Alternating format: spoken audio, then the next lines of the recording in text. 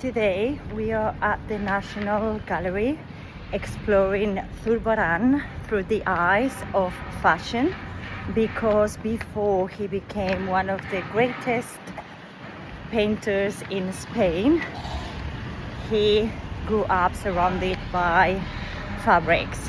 His dad was a merchant, fabrics and threads. Yeah, here we are. My son is with me. So join us as we enter the gallery for a private viewing at 9 o'clock in the morning. What a way to start your day. We hope you enjoy. We had a blast. His father was a fabric merchant, so he would have had access to amazing fabric throughout his life. And I think you can see his mastering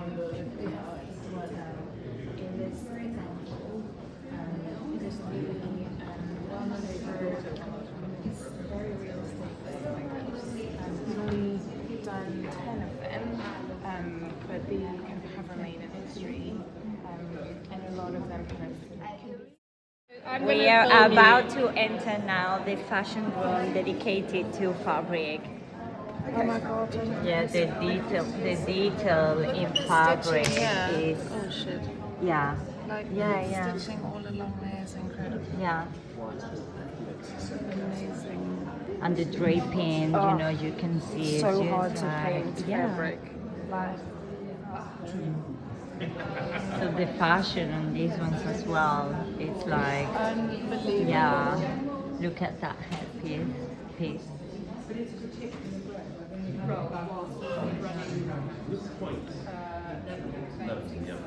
And here you can even see like the threads, you know, details, like he has painted it has movement, right? Like all those little details. So this one is my favorite painting. The astonishing realism of the draping and the fabric is just incredible. Look at the details, the silk, embroidery. It's just wow. And for me, it wasn't one particular favorite piece like Carolina experienced. I enjoyed the composition, the editorial vibes. Oh, artwork. This was such an incredible way to start the day. Yes, it is. So much for having us. For the inspiration. You elderly, right? I think They are my bag too. starting a day with painting is so important. I've cried twice. It was unnecessary. I'm a bit too emotional. She has command of fabric and there's still life. I cried.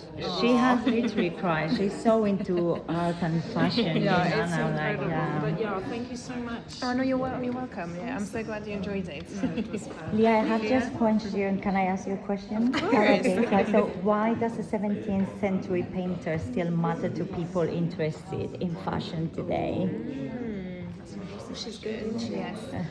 I think we always go back to the past, don't we? When we look at fashion, you know, fashion designers kind of, you know, there's a cycle to fashion. I think. Yeah, it's like when it's trends, it's like a 30-year cyclical thing. So I like agree. the 90s will Yes. come back now. It's really And in the same way, so the National Gallery was very much one of the first museums to welcome artists for dedicated days to study painting through drawing and through painting. And that's really a tradition that's essential to us, kind of having that dialogue between living artists and old masters, and kind of learning by looking is very much at the ethos of the National Gallery. So I think fashion is the same kind of principle, isn't it? We were saying like the three behind you look editorial. Like it looks like a Vogue or an Elle just of that time. Yes, really. Yeah. And what detail in these garments do people completely miss? What detail do people miss? In the garments, in fashion. I know there's one in one of those rooms that I have recorded already that you told us about the thread, Oh, right? yes, That is yes. like the, yeah. Is there any other, I mean, I've been pointing, you know, to the exquisite details like that, yeah. Yes.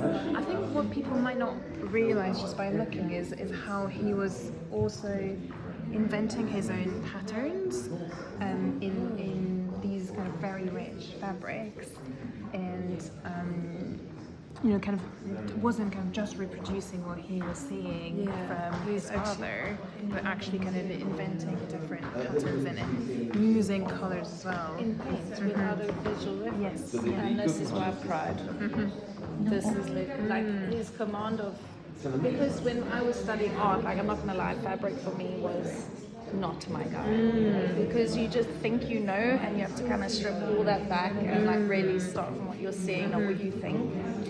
So yeah, his command of fabric made me cry, and then a little still life. And it's like all the religious iconography. I'm like, I don't care, but a little bowl of grapes, and it's like, it's amazing. It's incredible to see father and son kind of compared in the same room, and see how his son was a much more kind of flamboyant character and had a much more kind of decorative style, and even in the way that he paints, the reflection of a fruit on a metal plate is much more kind of decadent.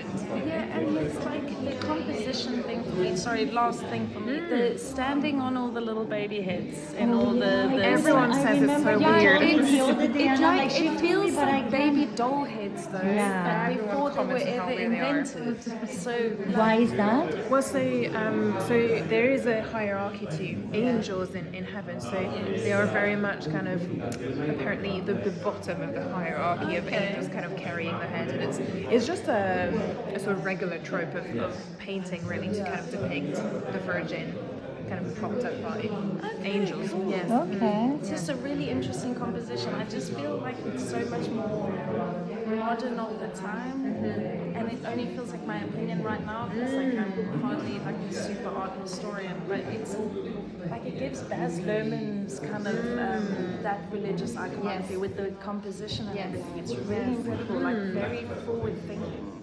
Absolutely.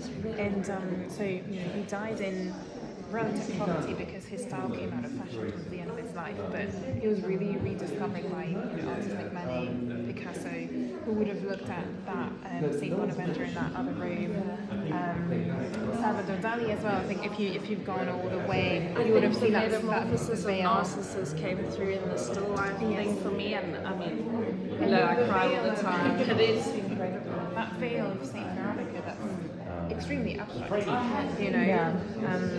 It's very flat as well, very kind of two-dimensional. Even his like he's got it almost looks like brown tape on some of the court. At first, I almost was like National Gallery, why we left a piece of, but unreal, and like the words he's incorporated. I just haven't seen. I don't feel like I've seen it. Yeah. So for me, it's amazing to mix like the graphic in of the written words and like the prose.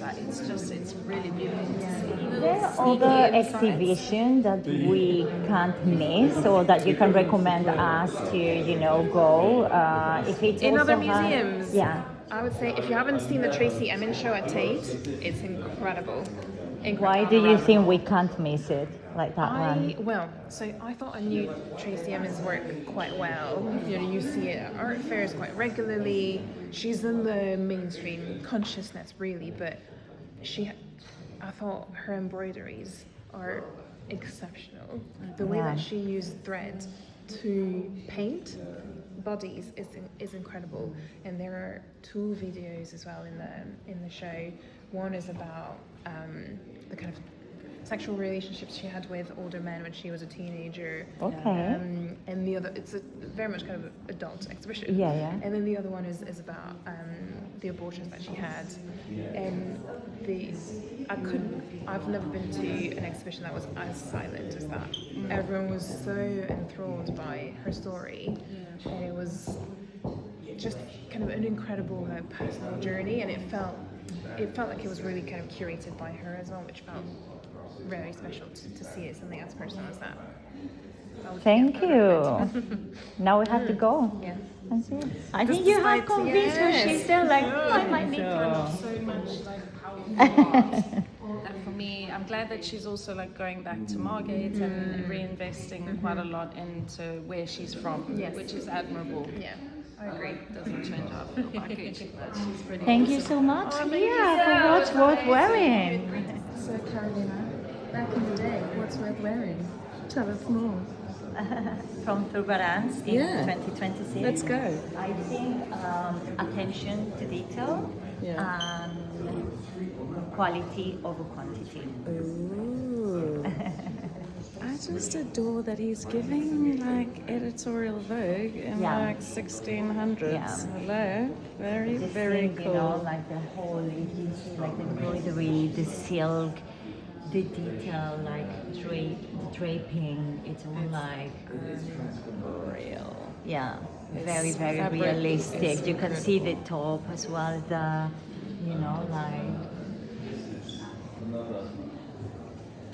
Yeah, no, his command of fabric is Yeah. unreal. But then even the, I'm gonna say posturing, even the way he's staged, particularly these three pieces, yeah. are really biz. If The they just, it volume, you know, the feels. volume of the fabrics, Let's just like, have a look at this little lovely over here. I mean, can we have a minute? it's like astonishing real. It's very, very Yeah. cool. But you know what I mean? Like the way that they're standing is not like typical of that kind of time, the way that they posture, and then adding Yeah. like the Yeah. details around, it's incredible. The head, that's true. You can see, you know, like the ladies, the way their heads are painted, like slightly forward. You can see here as well the. Their hands, everything is so Yeah. flippin' cool. Look at you ahead of your time, my guy. Very cool. And here we find Carolina and Enzo back at their favorite piece, which made me reflect today on the pieces that moved me to tears and how inspirational the whole thing was, going through understanding his command of his medium and understanding that it's kind of why we started What's Worth Wearing. You know what I mean? You don't have to be creative in order to reflect who you are through clothing. As much as it's the designers and the artists and all that other good stuff, it's that self-expression, that style. So go out in the world, get to the National Gallery, get as inspired as you can, as often as you can, and join us for more amazing interviews and conversations and trips to incredible places. So we're happy you're along for the ride. Go and follow, share, comment, all that good stuff. Ciao. Lastly, thanks to Leah for the invite. We had an amazing time.